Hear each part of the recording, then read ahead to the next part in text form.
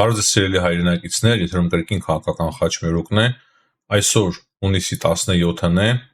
այս հաղորդման ընթացքում կրկին խոսելու ենք Իրանի և Իսրայելի միջև այս պատերազմական գործողությունների շատ կարևոր թեմա է և շատ կարևոր լուրեր ունեմ հայտնելու, որոնք որ միասին պետք է մենք քննարկենք, ասեմ, որ վաղը առավոտյան մենք հաղորդում չենք ունենա, քանի որ Դիլիջան եմ մեկնելու, մասնակցելու հայ-վարացական փորձագետների ֆորումին, եթե ստացվի երեկոյան անպայման անելու ենք հաղորդում, բայց կարծում եմ այսօր մենք մի քանի անգամ դեռ անելու ենք հաղորդումներ, քանի որ այսօր դեռևս գտնվում եմ Ախալցխայում։ Հիշեցնեմ լայքերի համար, քանի որ դրանք շատ կարևոր են, որպեսզի մեր հաղորդումները արագ տարածում գտնեն։ Եվ ինչ է հիմա կատարվում Մերձավոր Արևելքում, ինչ է կատարվում Իրանում, ասեմ, որ ամբողջ գիշեր Թեհրանը ռմբակոծվել է, շատ լուրջ ձևով ռմբակոծվել է եւ շարունակվում է մարդկանց հոսքը Թեհրանից, մարդիկ արագ ձևով լքում են Թեհրանը։ Կարևոր է այստեղ նշել, որ Դոնալդ Թրամփը եւս կարևոր հայտարարությամբ է հանդես եկել, ասելով, որ բոլորը պետք է անհապաղ լքեն Թեհրանը, հստակ ակնարկելով, որ կարող է շատ ավելի լուրջ ռմբակոծություններ սկսվեն Թեհրանում։ Դրանից բացի զուգահեռաբար Դոնալդ Թրամփը շտապ լքել է G7-ի գագաթնաժողովը եւ վերադառնում է Ամերիկայի Միացյալ Նահանգներ, դրանից բացի հանձնարարել է, որ մինչեւ իր գալը արդեն Սպիտակ տան մեջ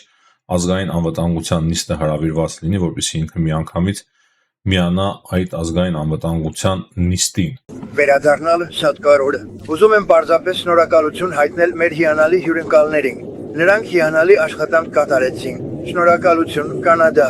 Բայց երբ դուք ել տեսնում եք այն, ինչ ես եմ տեսնում, ես պետք է հնարավորինս շուտ վերադառնամ։ Մենք ընթրիք ենք ունենալու այս հրաշալի առաջնորդների հետ։ Հետո ես նստում եմ ինքնաթիռ։ Ես պետք է վաղ վերադառնամ խմբակցության նիստի համար։ Լսել եք անվտանգության։ Հավանեցի։ Ասեմ ձեզ, ես շատ հավանեցի եւ կարծում եմ, որ մենք շատ բան արեցինք, իրոք շատ բան։ Իդեպ, Միացյալ Թագավորության հետ մենք ստորագրեցինք մեծ արտարային համաձայնագիր այսօր, աշխատում ենք նայլերի վրա, բայց մենք պարզապես շատ լավ հարաբերություններ ունեցանք բոլորի հետ, դա իսկապես հաճելի է։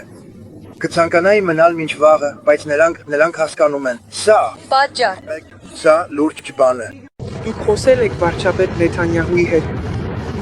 Երբ կարող եք խոսել նրա հետ։ Բոլորի հետ խոսել եմ։ Ինչ եք ասելու։ Իսրայելը շատ լավ է անում, ինչպես երի նկատել եք, ես Իրանին 60 օր ժամանակ տվեցի, նրանք ասացին ոչ դա։ Եվ 61-րդ օրը դուք տեսաք, թե ինչ տեղի ունեցավ 61-րդ օրը։ Այնպես որ ես մշտական կապի մեջ եմ, ինչպես ասում եմ, կարծում եմ համաձայնագիր կստորագրվի կամ ինչ-որ բան տեղի կունենա, բայց համաձայնագիր կստորագրվի, կարծում եմ Իրանն անմիտ է, եթե չստորագրի այն։ Նա հայտարարել է, որ հնարավորություն կա հիմա պայմանավորվել իրանական կողմի հետ։ Դրանից բացի Թրամփը հայտարարել է, որ J.D. Vance-ը իր փոխնախագահը, ինչպես նաև Վիտկոֆը կարող է այս շաբաթ նաև հանդիպեն իրանական կողմի հետ, որպեսզի պայմանավորվածություններ ձեռք բերվեն։ Բայց տեսնելով Թրամփի շտապողականությունը եւ Թրամփի զգուշացումները, որ արագ պետք է Թեհրանը էվակուացիայի ենթարկվի, ինչը արդեն մեծ տագնապ է առաջացրել նաև Թեհրանում, մարդիկ ավելի շատ են սկսել շտապել եւ ավելի մեծ արագությամբ են փորձում լքել Թեհրանը, այս ամենը մտածելու տեղիք է տալիս եւ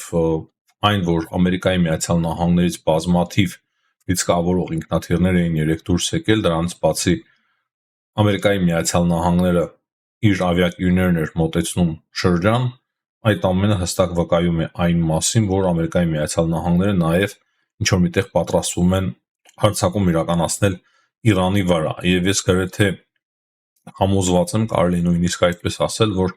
եթե հիմա Իրանը չհամաձայնվի վերջնական բանակցությունների, չնայած որ կան ազդակներ, Իրանը պահանջում է ընդամենը այն, որ Իսրայելը դադարեցնի օդային հարվածները Իրանի նկատմամբ եւ նստեն բանակցությունների սեղան։ Բայց եթե հիմա արագ երևի 1-2 օրվա մեջ Իրանը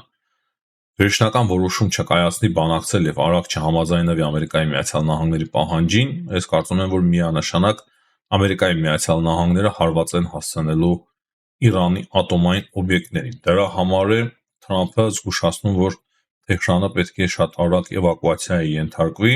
եւ այս խոսքից հետո, ինչպես արդեն նշեցի, Մասշտաբային խցանումներ են սկսվել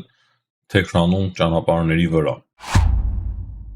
Ամ արձագանքել է նաև Ֆրանսիայի նախագահ Էմանուել Մակրոնի հայտարարությանը, որ Ամերիկայի Միացյալ Նահանգների նախագահը շտապ լքում է G7-ը, որտեղ որ նա մնալու էր մինչև 3 շաբթի ուշ երեկո, եւ դա պայմանավորված է նրանով, որ ուզում է խաղաղության հասնել, խաղաղության շուրջ քննարկումներ են սկսվում Իրանի եւ Ամերիկայի Միացյալ Նահանգների միջև, եւ Թրամփը արձագանքել է ասելով, որ Էմանուելը ինչպես միշտ սխալվում է եւ դա կապ չունի խաղաղության հասնելու հետ, եւ սա շատ ավելի մեծ ու կարեւոր գործ է, ինչու համար նա ասում է, որ գնում եմ ես վերադառնում եմ Ամերիկայի Միացյալ Նահանգներ։ Եվ այստեղից եւս կարծես թե Թրամփը ակնարկում է, որ հնարավոր է պատերազմական գործողություններ են նախապատրաստվում Իրանի դեմ։ Այն, որ Իրանում ռեժիմի փոփոխության հարցը արդեն մտցվել է օրակարգ, Իսրայելի օրակարգ, դա փաստ է։ Այն, որ Իրանը քիչ է կարողանում այլևս պաշտպանվել, դա եւս փաստ է։ Շատերի համար պատկերացնում եմ, թե ինչքան բարդ է դա լսել, մեր հայրենակիցները շատ են աջակցում Իրանին, բայց ես ամենասկզբից զգուշացրել էի, որ Իսրայելը ամենայն հավանականությամբ հաղթանակ է տանելու այս պատերազմում, քանի որ Իսրայելը Ամերիկայի Միացյալ Նահանգներն է իրականում, ոչ թե Իսրայելն է, ճիշտ է։ Իսրայելն է վարում այդ պատերազմը, բայց առանց Ամերիկայի Միացյալ Նահանգների Իսրայելը ոչինչ չէր կարողանալու անել։ Հետևաբար միանշանակ ատոմային օբյեկտները ոչնչացվելու են։ Ես դրա մեջ գրեթե համոզված եմ, եթե Իրանը չշտապի եւ եթե համաձայնության արագ չգնա Իսրայելի եւ Ամերիկայի Միացյալ Նահանգների հետ։ Նրանց բացի իմ պատկերացմամբ ռեժիմի փոփոխություն է տեղի ունենալու Իրանում։ Այսինքն դրա մասին դժվար է պնդելը, քանի որ դա այնպես չէ, որ 1, 2, 3 ռեժիմի փոփոխություն տեղի ունեցավ, բայց այն, որ Այաթոլլահ Հոմեյնին դարձել է արդեն համար առաջին թիրախը, ուղղակի երևի թե որոշելու են երբ եւ ինչպես, ես ասում եմ այն, ինչ կա բաց աղբյուրներում փաստացի, ոչ մի գաղտնիք չեմ ասում, Իսրայելը հստակ ցանկանում է ոչնչացնել Իրանի հոգևոր առաջնորդին եւ իրենց պատկերացմամբ դա կբերի խաղաղության Իսրայելի եւ Իրանի միջեւ։ Այսինքն հարցը շատ լուրջ է դրված, որպեսզի Իրանում իշխանափոխություն տեղի ունենա եւ այստեղ մենք նաեւ պետք է հասկանանք, որ Ամերիկայի Միացյալ Նահանգների դիրքերը միանշանակ ամրանալու են Մերձավոր Արևելքում։ Միանշանակ է դա, հիմա լավ է թե վատ դա Հայաստանի համար դատեք ինքներդ, փորձենք ոչ թե զգացմունքներով առաջնորդվել, ես միշտ ասել եմ, փորձենք ստապ գնահատել, թե լավ է մեզ համար դա, թե վատ է մեզ համար դա։ Միևնույն է, բանը չենք կարող անել լավ է թե վատ է, բայց ես կարծում եմ, որ ամեն դեպքում եթե ռեժիմի փոփոխություն տեղի ունենա Իրանում, Հայաստանի համար դա միանշանակ լավ է։ Դրա համար ես նաև կոչ էի անում Հայաստանի իշխանություններին փոքր զսպվածություն ցուցաբերել, քանի որ շատ հստակ երևում է ինչ է լինելու։ Ախր շատ հստակ երևում է, թե ինչ կարող է լինել։ Ճիշտ է, մենք ապագան չենք տեսնում, բայց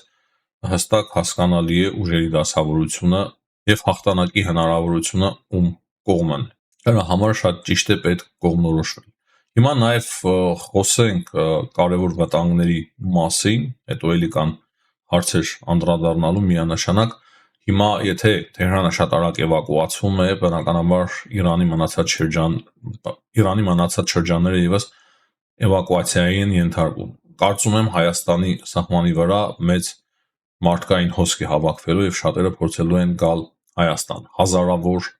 իրանցիներ, եթե ոչ տասնյակ հազարավոր, նրանց շարքում նաեւ ադրբեջանցիներ եւ ուրիշ ազգերի ներկայացուցիչներ փորձելու են հատել հայ-իրանական սահման։ Արդյոք պատրաստ է Հայաստանի Հանրապետությունը եւ ծրագիր ունի, թե ինչպես է վարվելու։ Պետք է փակել սահմանը, պետք չի փակել։ Պատկերացնում եք, չէ՞, ինչ լուրջ գլոբալ հարց եւ խնդիր կարող է դա առաջանա Հայաստանի համար։ Հայաստանը շատ փոքր երկիր է։ Դրանից բացի, եթե Ամերիկայի Միացյալ Նահանգները հարված հասցնի ատոմային օբյեկտների, միանշանակ ճառագայթում է լինելու։ Մենք խոսել ենք այն մասին, որ ճառագայթումը մահացու չի լինելու, ճառագայթումը չի կարող համեմատվել ԱԵԿ-ների ճառագայթման հետ, որը որ Չեռնոբիլում էր, բայց այնուամենայնիվ մենք պետք է պատրաստ լինենք, որ ճառագայթման որոշ մաս կարող է հասնել նաև Հայաստան։ Դե այն, որ հայ-ադրբեջանական սահմանը եւս պետք է ամուր պահել եւ Ադրբեջանը կարող է օգտվել Առիթից կարծում եմ դրա մասին այլևս իմաստ չունի խոսել, քանի որ բոլորը գիշերզոր դրա մասին են խոսում ու շատ ճիշտ էլ անում են։ Ճիշտ է, Իրանի զորքերը միշտ ասել են, ցամաքային զորքերը շատ թարմ հիմա վիճակում են, քանի որ որևիցե բախում չեն ունեցել, բայց մենք պետք է հասկանանք, որ Իրանի հրամանատարական կազմը ոչնչացված է, Իրանի էլիտան, ոչ միայն զինվորական էլիտան, այլ նաև քաղաքական մասամբ էլիտան, ովքեր որ խորհուրդներ էին տալիս Իրանի հոգևոր առաջնորդներին, դրանք ամբողջովին ոչնչացված են, զորքերի լոգիստիկ կառավարումը բավականին լուրջ ձևով խափանված է, դրա համար սպառնալիքներ այդտեղ եւս մենք ունենք։ Հիմա խոսենք այն մասին, թե ինչ է կարողացել անել Իրանը ի պատասխան իսրայելական այդ հարվածների։ Ասեմ, որ Իրանի հնարավորությունները բավականին լուրջ ձևով նվազել են, եթե նախկինում հարյուրավոր հրթիռներ էին արձակում, հետո նաև 50 հրթիռ մեկ անգամվա համար, հիմա բավականին լուրջ ձևով հնարավորությունները Իրանի նվազել են եւ ընդամենը 10 հրթիռ կարող են բաց թողնել իրանցիները։ Այս պահի դրությամբ ամենայն դեպս այդպես է, սիրելի հայրենակիցներ, կարող է իրավիճակը փոխվել, ես ասում եմ այն ինչ կա, երեկոյան այդպես է եղել եւ քիչ առաջ եւս տագնապ է հնչեցվել Իսրայելում այս պահի դրությամբ տեղեկություն չկա, թե քանի հրթիռ է արձակել Իրանը եւ ընդհանրապես Իրանն է արձակել, թե հութիներն են արձակել հրթիռներ, բայց կան նաեւ այնպիսի տեղեկություններ, ըստ որոնց Իրանը նոր հրթիռներ է սկսել կիրառել, որոնց որ չի կարող արձագանքել Իսրայելը, չի կարող որսալ, չի կարող ֆիքսել եւ չի կարող նույնիսկ արագ նկատել եւ տագնապ հայտարարել, չնայած որ կարծես թե որևիցե ինչ որ լուրջ պայթուն եւ հարված վերջին ժամերի ընթացքում Իսրայելում տեղի չի ունեցել։ Եվ հիմա նաև մեկ շտապ կարևոր տեղեկություն ենք ստանում իրանական հեռուստաընկերություններից մեկի հաղորդմամբ, Օմանի նեղուցում ոչ հեռու Օրմուզից 3 նավ է հիմա այրվում։ Այդ մասին են հաղորդում նաև ինչ որ իսրայելական լրատվամիջոցներ եւ այդ հաղորդումների համաձայն 3 տանկերներ են այրվում, նավթատար տանկերներ են այրվում, այսինքն ինչպես եւ մենք խոսացել էինք, արդեն կամաց այս պատերազմը անցնում է ոչ միայն ռազմական օբյեկտների վրա հարձակումների, այլ նաև էներգետիկ պատերազմի, ենթակառուցվածքների պատերազմի եւ ես կրկին պետք է նշեմ, որ չեմ բացառում, որ Իրանի նավահանգիստներին եւս հարված հասցվի, նավթի եւ գազի վերամշակման օբյեկտներին արդեն իսկ հարվածներ են հասցվում եւ դրանք ավելի շատանան, այսինքն փորձեն տնտեսապես եւս Իրանին վերջնականապես խեղդել, այսինքն դա է Իսրայելի հիմնական ծրագիրը։ Եվ ամենաթարմ տեղեկություններով Իրանը հարվածներ է հասցրել Թել Ավիվին եւ Երուսաղեմին, ինչպես նաեւ մի շարք այլ քաղաքների։ Կարծես թե այս անգամ Իսրայելի օդուժը չի կարողացել որսալ բոլոր հրթիռները։ Մանրամասների մասին կարծում եմ արդեն կխոսենք մեր հաջորդ հաղորդումներում։ Եվ վերջում նաև անդրադառնամ, թե ինչ է տեղի ունենում Ուկրաինայում։ Ռուսաստանը շատ լուրջ հարձակման է ենթարկել կրկին Կիևը։ Ռուսական ԱԹՍ-ները հարվածել են Կիևի բնակելի շենքերին։ Նախնական տվյալներով կա 14 զոհ, բազմաթիվ վիրավորներ, նաև Օդեսայի վրա եւս հարձակում է տեղի ունեցել, եւ սրանք են բոլոր վերջին տվյալները, որոնք որ կան այս պահին։ Հաջողություն եմ մաղթում բոլորին, հիշեցնեմ կրկին լայքերի համար, բաժանորդագրվեք, եթե մինչև հիմա դեռևս չեք բաժանորդագրվել մեր ալիքին, հաջողություն կհանդիպենք։